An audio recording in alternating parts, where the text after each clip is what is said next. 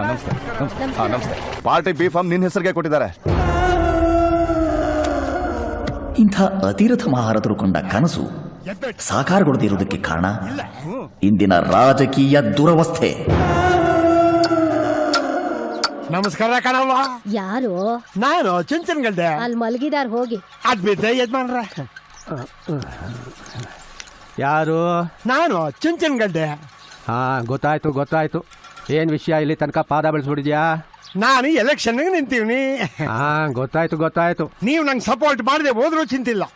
ಆದ್ರೆ ಮಾದೇಶಂಗ್ ಸಪೋರ್ಟ್ ಮಾಡಿದ್ದ ಮಾತ್ರ ಜನಕ್ಕೆ ಹೇಳ್ಬಾರ್ದು.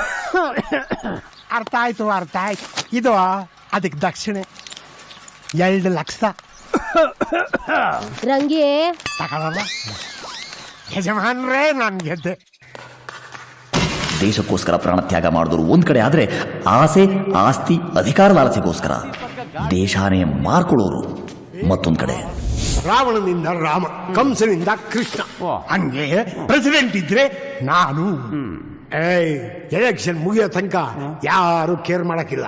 ಅದೇ ಗೆದ್ದ ಮ್ಯಾಕೆ ನೀನೇ ಗೋವಿಂದ.